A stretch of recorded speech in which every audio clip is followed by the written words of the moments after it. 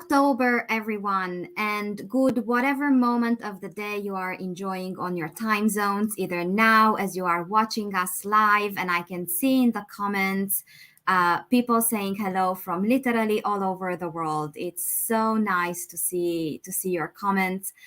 And today we are kicking off our October series, and we will be talking about the power of people and culture. We have Jessa taking good care of us and working her magic for everything technology and logistics. And we have an amazing lineup of speakers. And let's make the most out of our time today. Jessa, if you can just bring up those wonderful people on the screens. And while we get used to sharing the screen, I will just continue to welcome people in the audience. And please, please, please do continue to let us know where you're watching or listening to us from. And also, I warmly encourage you all to consider this space just as much the space for your conversation as it is for our panelists. So please consider the questions open to all of you and exchange answers. Leave your thoughts in the comments. I am sure that it's not just me having a lens or an eye on your comments, and we will bring the highlights into the conversation. So let's kick off October in style. I can't believe it's already October, but maybe that's just me. And let's have an amazing hour talking about the power of people and culture and what is the intersection between the soft, and I can't wave my fingers enough, and the business strategy. So we will start off with our by now signature round of short introductions, and we will go clockwise. That means Lisa, you go first, and then Chris, you will bring us home on this one. Very, very simple. Please just briefly introduce yourselves and do share with us when you saw the title of this panel and you saw the power of people and culture, what was the first thing that popped in your mind? And you said, oh, I'm going to be there because it's important for me to talk about this. So, Lisa, welcome. So good to see you. Happy October. Thank you, Manola. Good to see you as well. Lisa Sanders here. I'm joining from the San Francisco Bay Area, where we have officially entered fall, hence sweaters all of a sudden. I am an HR people, culture, talent executive, currently in transition, but typically in the startup, mid to early stage tech industry. Thank you for having me. I'm excited. So when I first saw the topic, and the overall is the power of people and culture, but our particular, what we're going to be speaking about today is the intersection of how we integrate the HR soft side and still make sure they're aligned to business objectives, right? Which is a hard thing to do, right? We've been struggling with this for a long, long time, right? I think for me, the what compelled me to sign up to be part of the panel was that the priorities for HR have changed exponentially over the last 3 years. And each year has been completely different, right? All the things that we need to focus on. For me, this has been a very important hot topic with every executive that I've worked with on a coaching side, as well as in my companies, is how do you articulate and align HR goals and objectives that are in support, right, of the company's objectives, right? And they're the bottom line, right? I mean, we all need to be contributing to that. That's part of our job, right? It's a delicate dance, a tightrope that we walk. So that was what interested me. Thank you so very much. Erin, good to see you. Welcome. Hey, everyone. Good morning, afternoon, wherever you're located. Good day. Happy October. I'm Erin. I'm the head of people currently at a company called 86 Repairs. We are a growth stage startup. This is my third run at being a first-time head of people at an organization. My first two companies were acquired. I've also completed a few acquisitions, so gone through a lot of change management in my own HR career. And the reason why I decided to join this panel, why I thought this conversation was really important, was that my initial reaction when I saw the soft, without thinking about the quotation marks around soft, was kind of cowering away in frustration, because I think for so many of us, we've been placed in a bucket of handling the nice things to have or the people skills, which in reality take up a lot of P&L, especially in growing companies. We are managing a lot of the costs and expenses of an organization, and the fact that we kind of get placed in this soft bucket a lot of the times can be aggravating. So wanted to explore how we can help other leaders in HR and people operations set themselves in the position of strategic leader rather than soft people leader. I'm excited for the conversation. Thank you so very much. And Sue, what a treat this is to have a little bit of time with you every week. Thank you. Thank you for having me back. And happy October. So I'm Sue Olson. I also am in the San Francisco Bay Area. I'm a former CHRO. Now I do fractional. I've been doing it for 4.5 years. And what really interested me here is what's been said before, but I too kind of cowered away a little bit from the soft. I tend to coach and lead with using the words human skills or power skills. So it can, I think, begins to share that credibility that it is a real business leader and function in the organization. Like we've said, it's people are the biggest asset in the organization. And I love just working with executive and leaders that really understand that and are willing to move the needle and make an impact in their business. Thank you so very much. Taylor, welcome. It's been a while. Thank you. And thank you to Hacking HR for having all of us on the panel today. My name is Taylor Bradley. I'm the head of HR Business Partners and Compensation at a company called Turing, and I'm based in Washington, D.C. My wife is from South Africa, and it's exciting to see so many South Africans joining us today in the comments, and we'll be there in a few weeks. So anyone in South Africa that's on here today, connect with me on LinkedIn. Maybe we can catch up at Mug and Bean. Otherwise, I am excited to be a part of this panel today.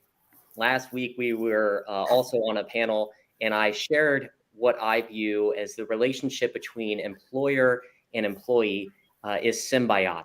The success for one is mutually dependent upon the other. And as Aaron pointed out, when you work in any company, but particular in late stage pre-IPO organizations like we've been a part of, is your investment in headcount is often the largest investment in the business when it comes to how they allocate their capital. So I do think there's a huge opportunity for us to discuss some really practical things that you all can take away and apply to your jobs here starting today. Thank you. And Chris, so happy to see you. Hi. Good to see you again, Manola, and thank you for the opportunity to be here. I'm excited for this conversation. It's great to see people from all over the world tuning in. India, Nigeria, Texas, lots of foreign countries. Now, I've lived in Texas before. I am co-founder of Bravecore. We're a leadership consultancy. We work with cultures, and the focus is to build cultures people love.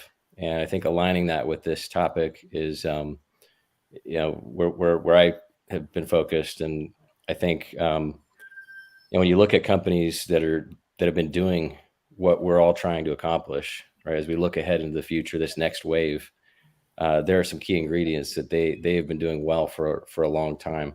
And I've had the opportunity to spend some time with companies like Apple, Pixar, and Nike, and you see a different dynamic, and this could be true in startups as well that I've worked with, and leaders that are really leaning into the future and not afraid to be brave, and be brave together with others.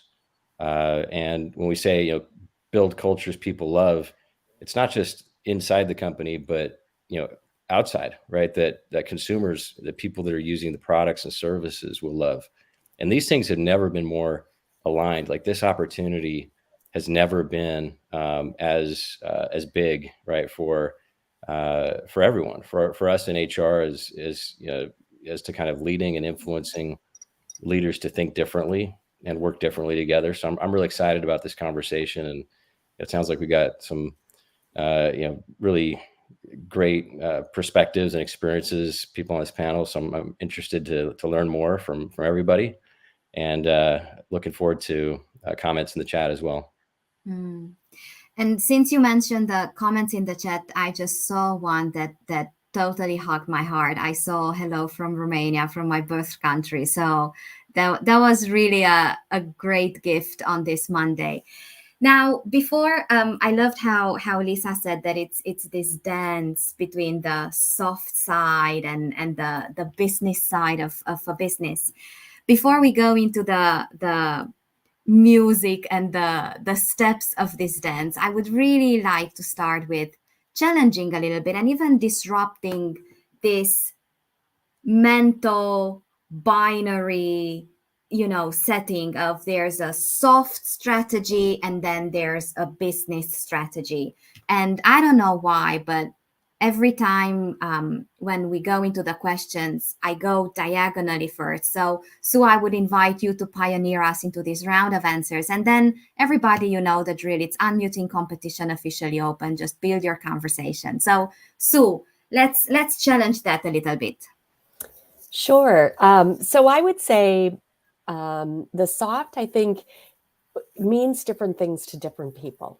And I think when you're in that role of the head of or leading the business function, I think when you see the dance together, you have the respect of and trust of the leadership and the organization.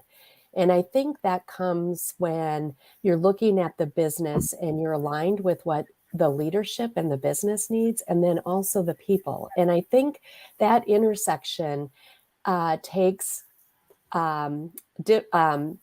important skills to really thread the needle. And I guess one gift that a leader gave to me early in my career, which I think about all the time, is you're never going to be everybody's friend. So if you're showing up to be everybody's friend, I think that's a difficult position to be in because the business has needs as well. So for me, I think I look at the skills of the human skills. If I've been trustworthy, fair, and respectful, and have listened to what the people need and want, and then also what the business, that's been where I see the dance in a healthy culture in an organization with leadership as well. And then leadership gets back behind the decisions that we're rolling out, because our decisions as HR leaders are really supported by the leaders and have to be supported by the leaders in order to be seen, in my mind, as a really business-centric function in the organization. Well, let's see who would like to go next. Lisa, I saw you leaning to unmute yourself. No, I was just moving the cat out of the window. Oh.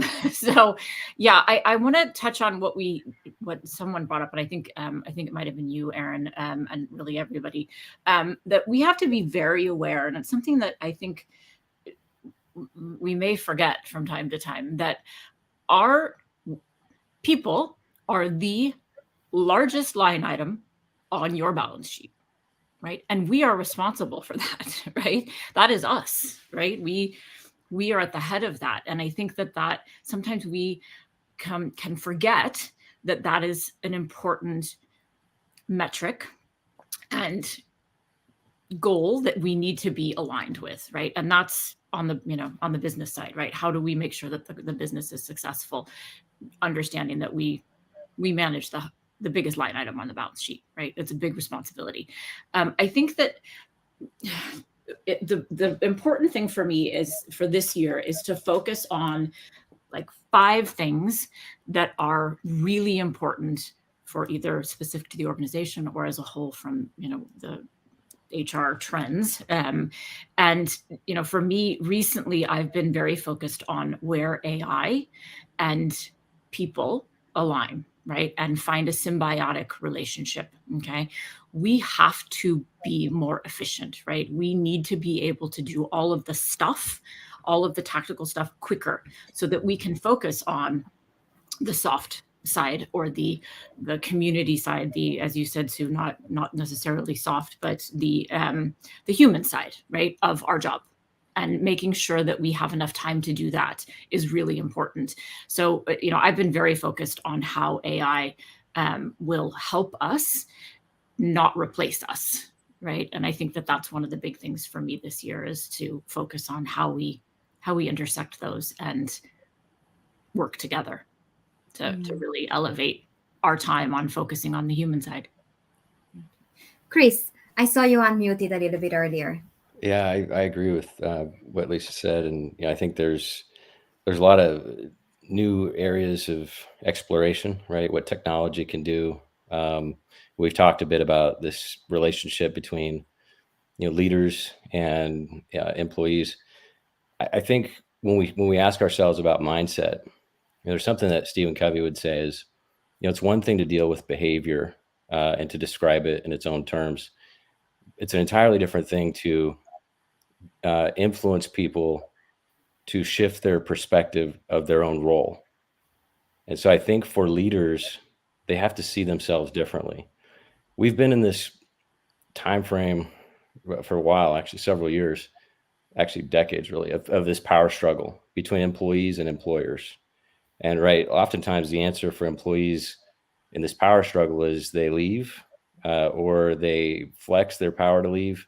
They have conversations about compensation, and leaders have to deal with all the constraints we've talked about, right? Looking ahead to the future. And I don't know that we're going to get there when we keep the definitions as employer and employee. I'm not saying we throw that away, but there's something to really consider here, which is there's a synthesis in between, which is being co-creators together, right? And like we can stop playing the game of, and if you look at these cultures that people love, where they do the work the best in the world and they continue to innovate, like Apple, they do it because when they sit in a room, the title and rank of other people doesn't matter as much as what they're creating together. And so once we can get to that place where we've leveled the playing field and people feel like they're co-creating, and leaders feel like it's their responsibility to help shape that with teams and with their people, I think we're going to be in a whole different world, because then you can also give the onus of culture onto the people, right? And together you can shape what the culture will be. And I think those are the kinds of things that we need to see more of. And in HR, we definitely have the power to help influence that sense of togetherness in building that future. And just shorthand example of that, even at Apple, right, was a place where they needed to think differently at a different level as to, hey, we're great at thinking different, we're great at innovating, but what we started to see at times was certain silos. And what we did was focus more on doubling down on collaboration and co-creation. And so the question became, how can we work differently together? And so those horizontal connections, we live in a world where there was already a mental, health issue before the pandemic. We can only imagine, right? And 70% of people were disengaged before that. Now it's far more dramatic. And so there's an opportunity here, right, to really influence and impact through culture and build cultures that people feel differently about, and where leaders can ask themselves the question, how do my people feel, and how do I want them to feel? How should I feel, right? And not this just checkbox mentality of execution and performance management and squeeze people until they leave. No, what if there's far more, potential energy in people than we've ever tapped before, right? We talk about the use of the brain. We only use 10% of it. I doubt we even use 10% of the capability of our people at most of the time, right? And then, but what happens if we were able to unlock and ignite that in people?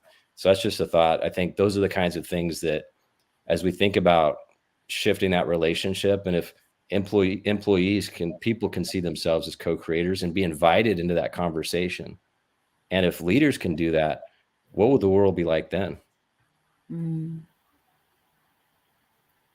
Erin. Yeah, thanks. I was reminded as Chris was talking, about a story. It could be a fable, but it struck a chord with me, a little cheesy. But I was in chatting with some other HR folks, and they reminded the group of a story where JFK went into NASA and he stopped someone who was sweeping the floor. It was a janitor, and he said, "What do you do here?" And the guy said, "I'm putting a man on the moon." And I think that's something we can all kind of take away and say, when you ask someone who's on your customer service team, "What do you do here?" If their response is, "I'm a customer service person," maybe they aren't feeling connected to the mission of the company. And I think especially in growing startups or scale-ups, that's really critical to maintaining that engagement, which we've all seen slip, whether it be through COVID or forced return to office, or name a topic, struggles in personal lives. How can we get folks to think about their roles, not as jobs, but as careers, or as supporting the company and building with us, as Chris said, co-creating with us. And I think that's really important. And where I agree with Lisa, managers are at the crux of that. And we as HR are often viewed as this foe. I saw in the chat some folks saying HR doesn't understand the goals of salespeople.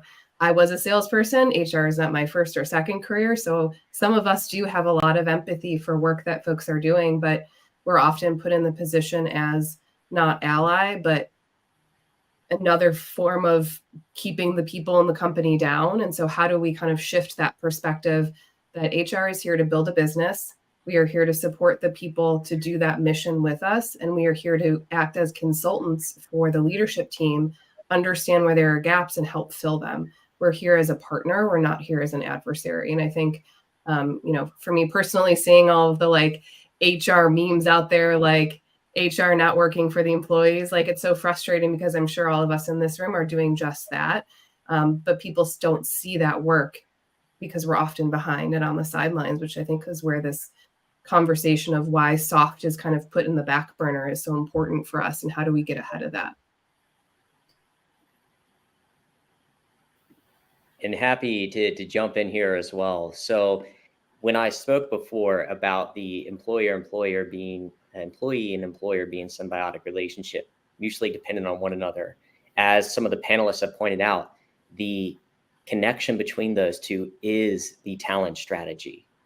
One framing that I think is important, and it may be splitting hairs, and Lord knows I don't have enough of that, is there isn't an HR strategy for the business. There's a business strategy that should be empowered by a talent strategy. And if we go into businesses and insist that it be HR strategy that's implemented without taking into consideration what the business is actually trying to achieve, it will fall flat. You will not be accepted by the business, because there won't be that connection that I believe Aaron had mentioned. Understanding what the sales team is trying to achieve and then leveraging your expertise to help them realize those goals is critical. I think it's important that we be clear. Employees don't leave companies. They escape poor leadership, right? They're not derailed by well-defined objectives. They're sidetracked by things like mirage of unlimited time off. That's not well managed. These are the things that end up becoming roadblocks from the business perspective that we can help remove. And I think that's critical, that if you want to have a healthy culture, a people-centric culture, as we've been discussing, then executing the foundations of a talent strategy that empowers the business strategy is not an option. It's a necessity, in my opinion. I'm just fascinated by how powerful it comes through, the fact that it's not an this or that conversation, and it's not even a which one is leading the other, but it's how can we keep this in sync. And I will borrow something that I heard Chris use on several occasions: cultures that people love. And I will actually ask you, Chris, to take us into this one. How can we build cultures that people love while growing the business? Yeah, I think when we look at culture, this isn't something that happens overnight, right? I think we have a lot of leaders that post-pandemic suddenly realized, like, oh, there's this thing called culture. what have we been doing about this, right? And people were leaving with the, great resignation. And, suddenly there was kind of this emperor's new clothes moment. They haven't been dressed for this, right? They haven't prepared for this moment. Why? Because they've just been obsessed with execution and, really, frankly, squeezing people or treating them in non-human ways, right? To the points that we've been talking about. And people were done with that. And so I think, and that's mainly about the problem or challenge we faced. But I think, to the point, leaders and people, we all can be far more intentional about building culture. And there's small things we can do. We look at, and with BraveCore, we talk about, there's a few key building blocks of culture, and they're quite simple. One is shared wisdom, which has to do with leading with questions and not answers, right? Too many leaders show up and they have all the answers, right? There's no space in the room for anybody else to have any answers. And then when they do, they're either they feel threatened, right? Or, they think, well, why are you talking to that person? They feel like they have to control the situation, and instead of empowering, right? So leaders need to lead with questions. This can facilitate shared wisdom, and, people can show up also with, as we've been talking about, feelings, right? The kind of sense of pathos. There's another building block, which is deep empathy, right? Leaders need to feel and show a sense of deep empathy, and that they actually really care about their people. And, it doesn't mean on every call, every single situation, they do deep dives into their personal lives. But what it means is, when you show up in meetings or in conversations, you are real, you are yourself. And that matters, right? Because this whole notion of like executive presence and the smoke and mirrors, I'm glad that I don't hear that phrase anymore. I was sick of it, because the notion of like, I need to dress up to show up a certain way. Now, granted, I'm not talking about how people dress. They can dress how they want, but leaders influencing in a really, as we'd say, authentic or real way is powerful. And if they do it in such a way where they're aware of other people's needs, and they deeply care. One of my best leaders I ever had was, he would, this is a group of 300 people in the organization, and I thought I was just, a random number. But I'd show up in his office, and he would say, and I'd present a problem, right? I'm dealing with this, right? And it was, I thought, a big deal, and it kind of was. But he would step back and he'd say, well, if you were in my shoes for the day, what would you do? And then he wouldn't stop there. He would actually he would start to shape the solution with me and co-create what the solution would be. And then we would take that action. And it was powerful because he allowed himself to be opened up. He was truly exercising empathy. And then the third building block is quite simple. It's just being powered by principles. We have this dynamic of, and we see it in politics, right? The battle between thoughts and feelings, right? Facts don't care what your feelings, have to say. It's like, well, on the other side, people are saying, well, compassion is all that matters. And what happens? Well, they're both right, except we have to find the overlap in between. And in business, we have this science-minded approach that leaders have taken forever. And it's so tired. It's so exhausted. And people do not want to have conversations where they're treated like a machine. And they're treated like, their results are the only thing that matters. Now, it's not to say results don't matter. They do. But how do we get to the results, right? It's not just the goose. It's the production of, the golden eggs. And so we have to be powered by principles.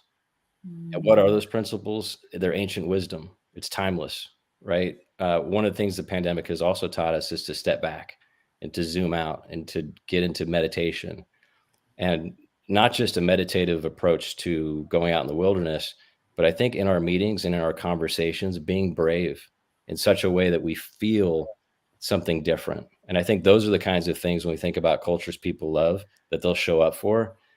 That's the kind of thing that'll do it, right? We have shared wisdom where I feel like I'm connected to my leader. They actually care. I'm connected to my team. We're sharing that wisdom.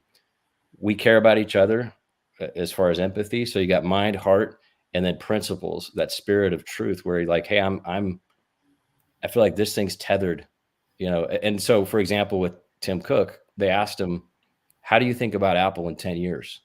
He said, I don't think about Apple in 10 years. I think about Apple in 100 or in 1,000 years, right? How many leaders stop and think about culture that way? If you ask Steve Jobs, what's the most important product that you ever made? Most people would say, well, it's probably iPad or iPhone. He said, no, the culture. Mm-hmm. And so once leaders gather, like if they can have that focus and we can all share that in ways that we've talked about, like, and everybody's saying it, right, in different way, those are the kinds of things that will inspire people to feel something different in their work. Thank you. Who else wants to give this one a go?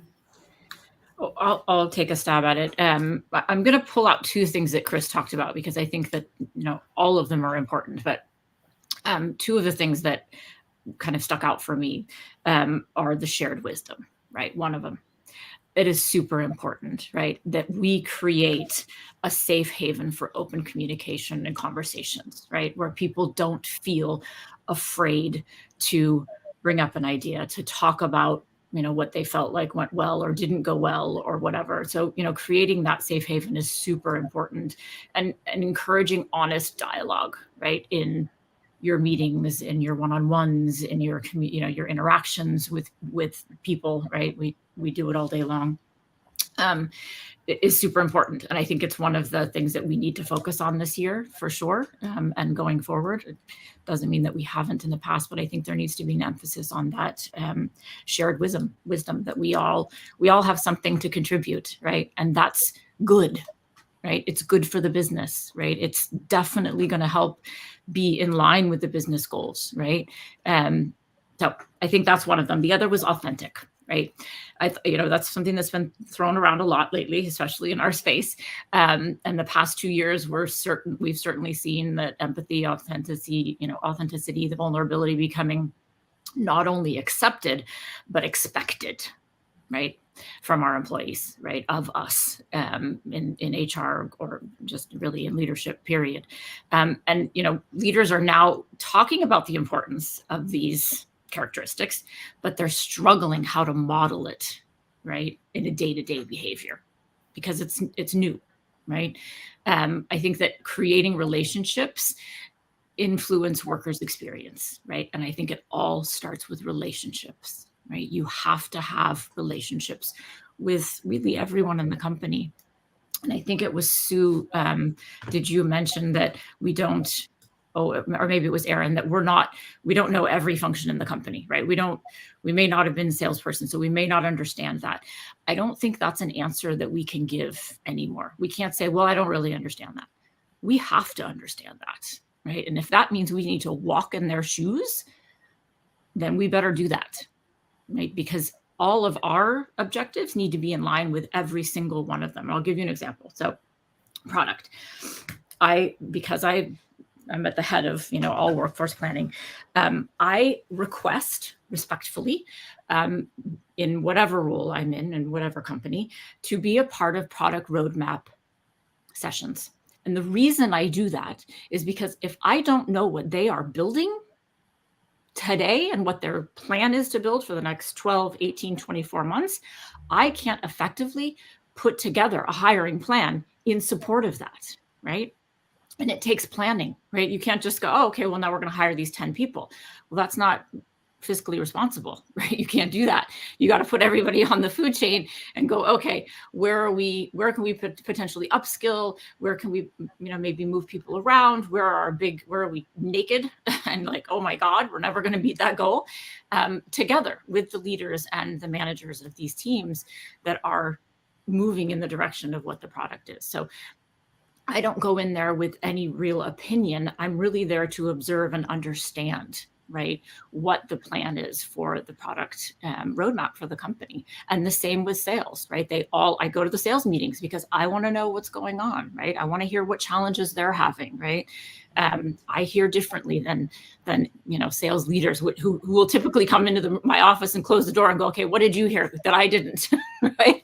Because we all hear different things, right? And sometimes the quiet person in the room is the most the one who knows the most, right? Because they just absorb, they take it all in, they don't talk. So I think it's important for us to lean in and really understand what the company goals are and what the roadmap looks like so that we can support it. Erin. I just gonna hop on what Lisa said, agree. Like, I think actually having myself come from a non-traditional background where I've done a lot of the functions within startups, tech companies, has really been a valuable asset. I don't think that folks expect that out of an HR leader. And I think going forward, I think we'll actually see more of a crossover between HR, people operations, and business operations, which is something personally I'm starting to tackle more in my own role, setting goals and priorities for the entire organization. Then I have insight into how that filters into finance and how that filters into talent management and performance management, and can take that down to the management layer where we really need to have that influence, because we know communications from human resources, even the C-suite, aren't read or as critically as messages that come from someone's direct manager, who is ultimately responsible for their promotions or raises. So impacting that management layer continue to be really important. I think one other thing I was thinking about when we were talking about this theme of culture is recently in some executive level interviews, when we come time for questions, the questions that I always get asked are, what's the culture like? And this isn't me trying to be antagonistic, but I'm always curious, why are you asking me this question and not the CEO who's sitting next to me? Because I think a lot of times the HR people functions are expected to own culture, and culture is not something one person or one title can own. It filters down to how every individual contributor speaks about the company, what kind of documentation you have on process so that everyone's aligned on what working styles you value and believe in, what your values are. It's how every single decision is made. That's the culture. For a long time, I wouldn't even use the word. I would use the word community, because for me, it felt like where we work is something that we're all contributing to, and culture to me was something that was explicitly pushed top down. Whereas community, everyone's engaging and changing it with you. It's a amorphous organism that shifts and changes as a company goes from 10 to 50 to 100 to 1,000 to IPO, whatever that looks like. And our job, I think, as people operations leaders, are to make sure that we're holding each other and the rest of the leadership team accountable for living and maintaining the values that we believe in as that company shifts and changes. Taylor. Everything that I hope everyone's taking notes on everything that's been said. The additions to that, instead of I don't want to repeat anything, is that take all of these mentions, all of these different programs and things that you're doing on the soft side of HR, and ask yourself, how am I tying these to business goals? Data does matter. You need to have a business case for these. And it's not even a hypothesis, because if you look at the tech layoffs in particular, early part of this year, HR teams got wiped out in those layoffs. It wasn't engineers getting laid off. It wasn't sales. It was G&A functions getting obliterated, sometimes halved. And my hypothesis to that is that some of those functions did really important jobs, but may not have connected it with the business goals in a way that the executives saw the value, the data-driven value that it was adding for the business. And so just because we view some of these as soft skills doesn't mean that you can point to an instance that Erin can't go to her leaders and say, here's the case of where we actually fundamentally change the product roadmap. The other thing that is exceptionally important that Lisa said, and I think it's worth highlighting again, all of my business partners that are on my team attend their client groups meetings. They know what they're working on. They may not know how to do it, right? We may not be engineers, but we know exactly what the engineers are working on, exactly the challenges the engineers are facing, and getting them to help bridge those gaps with the tools that we offer. If we want to be a part of this continued growth in this higher for longer interest rate environment that's going to be challenging to get more headcount, then we need to do better jobs at articulating to the business in data how we're impacting the business strategy. And the great news is you can do it. The data's there. You just need to pull that together in a way that helps articulate it to the business. Agree with everything. And the couple of other threads I'd pull out is when Chris was talking about culture, I think a really important thing that I've seen with all the companies I've worked with even when I was inside and then also acquired, is when you have that culture, it's either codified through that leadership team. And the codification often, I think, in healthy organizations is when you have the value set with the behaviors, and those become a living, breathing system in your organization that anchors all the practices in the organization. And, I think sometimes we say, let's, have values, behaviors, and it's more the swag, but it has to be a system that is intentional and runs through from the onboarding to the engagement to the offboarding. And I think in my experience, that's something that is really critical to hold all leaders and employees to. And I would say that's where you start to see the soft skills or the power skills or the human skills, whatever we want to call it. I think that system is that guiding principle of how you're going to lead, manage, and coach through the business. I'm known for always printing it and having it in everything I do, because I want it to be so intentional. I want it to be visible. And I think it provides that comfortability as a leader to hold, either celebrate because people are real value contributors or carriers, as I call them. Leaders should be carriers in the organization. Everybody else should be contributors. And it's also a guiding framework for if there's something that's gone off the rails to use to guide it back onto the rails or make hard decisions in the business. So that's that intersection. And I think if we can start to amplify that more and really put some weight into that, it really is magical in an organization. This is just an awesome conversation, and it went by faster than this year. I just saw that we're well into the second half of our chat today. So just a few things. First, I would really like to welcome everybody who joined us a little bit later. I do want to address a few questions. Yes, this is recorded and you will get to enjoy the recording, and you can recommend the recordings to everyone who you think might find value in them. Just go either to hackinghrlab.io, our platform, or just keep an eye on our LinkedIn space. And so little time, so many questions. Erin, I really loved how very early on you made that really nice play on words, between a company builder or people building function for HR.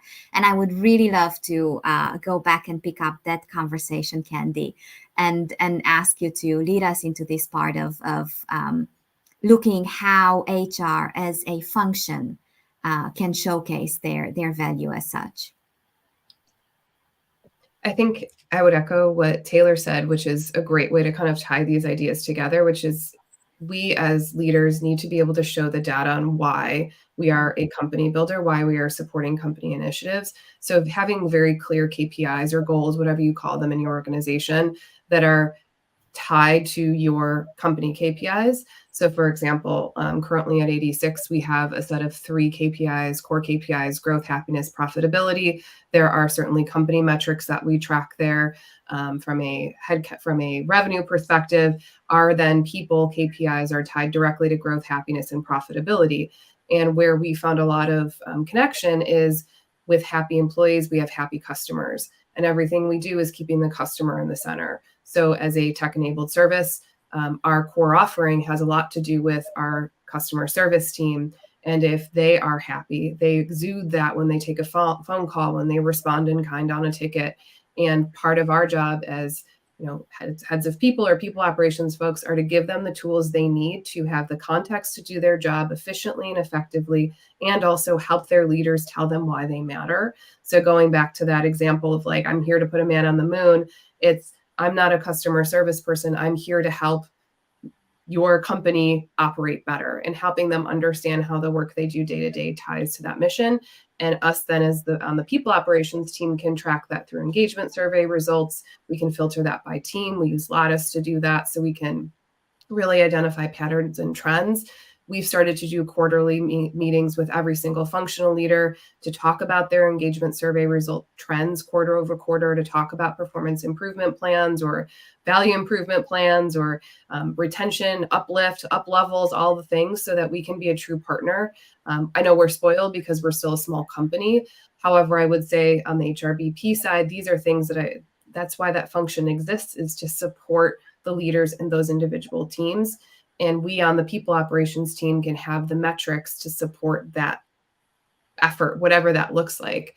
The other thing I would say on culture, kind of tying these two things together, the fastest way I think to ruin a culture is to keep folks who are not value aligned in the organization too long.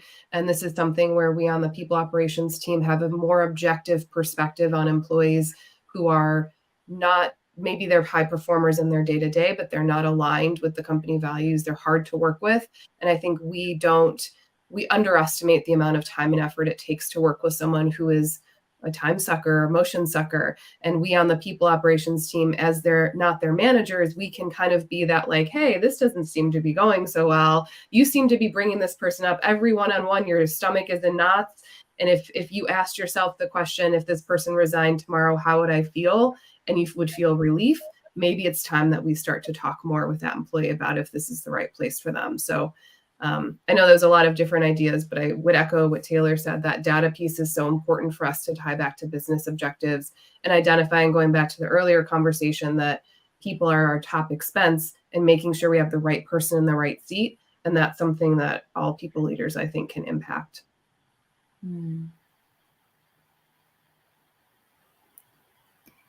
Would like to add to this? I can go ahead. Sorry to talk over you. Everything, plus one to everything that Aaron said. Other things I would add to this is that two defining topics of this decade are going to be workforce efficiency in an environment where the workforce is getting smaller in the US. An example of that in the JOLTS data, job seeker is, I believe, 0.7 last month, meaning that there's 7 available workers for every 10 jobs. That's not going to get easier because our baby boomers are retiring from the workforce at ever increasing rates. And so do you have a plan today on how you're going to deal with that?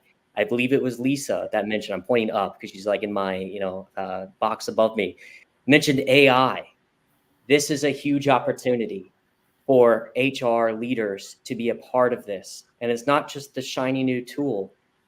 The general population is starting to slow down their use of AI, which is a huge opportunity for those of us that are continuing to use it, because it's going to be less professional competition you have in your career to be at the forefront of that. So workforce efficiency, and the second one is compensation. If you look at the news today, there's strikes, there's concerns, there's legislation around compensation.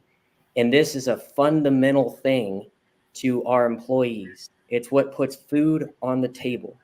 And having either no compensation strategy or one that's going to evolve with these times is a missed opportunity for you as people leaders. The exciting thing is I'm seeing so many great comments in the chat of people that are working in one-person bands at very small startups and things like that. To me, that's the most exciting role you can have. You're the builder. You're the one that's able to build that foundation and do it right from the get-go.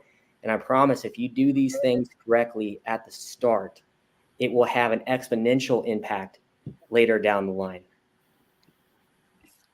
Yeah, I think adding to that, data is really important. There's, I think, a lot of opportunities for leaders to harness it in different ways, whether quantitative or qualitative. right? I think one of the greatest metrics that we haven't used is, is this meeting worthwhile, right? Or does this meeting suck? Like, how is it inspiring me, right? And when we think about, I love what Aaron, you said about, happy employees translates into happy customers, right? That's a true metric. And granted, to Taylor's point, we've got to be looking for ways to compensate people properly, ensure that, we're building the right products and services, right? To Lisa's point earlier, and that we're involved, right? And I think to your question about how does HR do this? Well, we've got to figure out how to show the way, right? And what is the way? Well, I think we talked about before, sitting in those meetings, right? Being horizontal in how we influence, right? Again, if we think about what are the best cultures do this, they have brain trusts, right? That are essentially cross-staff meetings, and people show up not with the ego of, hey, I'm the expert, it's an expert model. They show up with, egos off the table, building blocks on the table. And so how can we connect these dots that haven't maybe been connected before, right? Where people feel like, oh, I'm seeing and I'm understanding where the needs of this part of the business are. I have an overall view that's far bigger. I'm not just touching part of what I didn't even know was an elephant. I can see the whole thing, and I'm helping to build it, right? And we talk about Gen Y, Gen Z. Well, they want more than anything purpose and to be involved and to make an impact. And we all want that, right? That's one of those ripple effect things like work-life balance that's hitting all of us now. And, the opportunity for us to first as HR to show the way and to have those connections and connective tissue in our work as a brain trust. And maybe it starts just in the context of HR, pulling leaders in, but then also exploring with leaders, how can they do this across functions, across teams, and have the level of not just transparency, but openness to, hey, here's where we're at on this project. Here's what we need, right? Here's how we can help each other, and have these brave conversations and stop pretending like we all have all the answers all the time, right? The whole pretense of expert model and just, I'm the lonely master and I'm the one that shows up and I have the full stack of all the solutions. That has gotten us to a place where people feel lonely, and we've created silos that are our own problem, right? And the way to solve it is to build, connections that are horizontal, and to strengthen and amplify, to Aaron's point, those connections. And what that can do for culture is unbelievable, right? It's unbelievable what that'll do for what the quality level of products and services can be. I mean, things that we've never imagined before become possible. And, again, I not to overuse the example of, well, I won't use Apple, Pixar, right? They actually create movies they love first. And so I think the question is, are we creating things that we love, right? And in those meetings and those conversations, and, it's not perfect because not everything we do is always that interesting, right? We get involved in HR and like performance management. Well, it's not my favorite thing, but are there ways that we can explore that question differently, right? Or meetings. What if we planted the seeds of leading with questions? And, one thing they do at Pixar is they'll send out a question a week in advance and just let people marinate on that question, so that it's not just an agenda-driven exercise. Everybody knows what that meeting is going to be about, but they've also had the opportunity to shape their thoughts, and so they can co-create in that meeting. And those are the kinds of things I think that can really engage us. They're simple to do, but very powerful. Thank you, Chris. Lisa. Yeah, I'm going to bring up something that I wanted to bring up, and it's probably a little late, but one of the things that I think is important for HR, organizations, leaders this year is to challenge HR dogma, right? There is best practices and we follow them, and there's value in them, right? But this year and going forward, I think we need to look at potentially challenging the status quo, right? And think differently, right? Rewrite the HR playbook. I think that's something that needs to happen, right? Our playbook needs to change just like a sales playbook does, right? To meet the business needs. So I think we need to embrace that actually sometimes it's a good thing to disrupt, right? And to, look at things differently and turn them upside down and sideways and look at them differently. And that's all data driven, right? There's to your point, that everybody's point that it needs to be data driven, right? But ditching the old, to your point, annual reviews, right? And moving to potentially continuous feedback, right? Could be huge for your organization, right? So we need to think a little bit more outside the box and be okay and comfortable and get cozy in, breaking the rules a little bit, right? And rewriting them, right? To fit today's workforce, right? Which is different than it was a year ago, 2 years ago, 3 years ago, right? And it's going to probably keep changing for us, right? I think our playbook will probably change the most going forward because it's just part of it, right? But I think that's something that we need to think about, right? I mean, how many times have we hired a candidate, right, who didn't fit the typical mold, right? And you go out on a limb, you go, oh boy, okay, I'm not sure. You make the decision, you bring them on, and they are the superstar, right? They move things forward, right? They add to the culture. They bring a little part of themselves to the team, to the company, right? And working together against a shared value, a community that supports a shared value is super important. And sometimes that takes turning things around. So I think it's something we need to think about. Thank you. So, yeah, I would say thanks everyone for this conversation. And if I had to summarize, I would say the shift is changing. We are in the business. We're looking around the corners. That's how we become a strategic business leader. And we're proactive versus reactive. And we also start to, if you haven't already, take the back end transactional out of the business, outsource that. And then you have more time to be in the business. And then it comes back to that culture and values of behavior of there's more time to shape the full team of what they're doing. They're authentic, they're listening, they're trusting, they're bringing back to the business with data the best decisions to be reflective of where we are at that state. And I think another thing that's important that we haven't touched on before, but I'm sure it's on all of our minds, is you got the business roadmap. We talked about, then we have our roadmap, just like product has their roadmap. And we should be in the boardroom holding ourselves and the business and the leaders to our metrics. And I find that that's where I light up quite a bit, is when the board cares deeply about the health of the business and the metrics on the engagement and the retention and what we're doing in AI and things like that, and skill sets and talent mapping. So that's again, that comes all with the culture. That culture has to be there to be very curious, agile, growth mindset, and providing the organization with the psychological safety so everybody can show up to be their best selves. Well, this got us to 3 minutes before we have to say goodbye to everybody. And let's do a final round, the wrap-up round. And the challenge is leave people with an action-inspiring punchline and make it a mic drop moment. So what we will do, we will go counterclockwise. So that means, Chris, you will go first, and then Lisa will take us home. I will give you a few seconds to think about your punchline. And I will celebrate the energy that I feel around data and analytics with a teaser. So October 10, October 11, we will have the second edition of our People Analytics Summit. And I will be very happy to welcome as many of you as you can make it. And now the commercial ad is over. So Chris, mic drop moment. All right. Don't be the leader that is obsessing about what's on the scoreboard. Be the leader that is building an incredible team.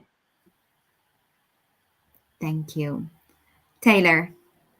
Thank you for having us here today. And I encourage everyone listening, follow all of these people on LinkedIn. They're amazing content, amazing stuff. To leave you with a succinct framing, it's not about the business conforming to an HR strategy. It's about the business strategy that is empowered by a tailored, a measurable talent strategy to the mutual benefit of the employee. Thank you. And you can play around with the spelling of tailored. I think that will come quite well with your first name. Sue. I would say, as you think of yourself as a leader, just be authentic, be true to yourself, and make sure what you say behind closed doors shows up out in the business as well. Just stay true to being an authentic leader. Thank you so much. Erin. Thanks for letting me be here, everyone. It was really great to meet the panelists and see the chat. Appreciate the participation. I will borrow an adage from my dad that leans on something Chris talked about very early, which is be interested more than interesting. Go into rooms asking a lot of questions and don't ever assume you have the answers. Wonderful. Lisa. Sorry, couldn't find the unmute button. Thank you, everyone, for joining again. Taylor, to everyone, follow everybody on this panel because there's just amazing stuff here. I will say that one of my key takeaways from this is the importance of creating a culture of open communication, right? Listening, hearing, being authentic, creating trust in our teams, right? And encouraging honest dialogue throughout the organization. It's the only way we're going to move forward. Thank you. Thank you so much, Lisa, Erin, Sue, Taylor, and Chris for being here, for bringing your insights, your energy, and your stories. And thank you, everybody, for taking the time and the curiosity. It was wonderful. It was a very, very short hour. And I hope I will get the joy to welcome you tomorrow. Thank you. Thank you, Jessa, for taking care of us. And see you tomorrow.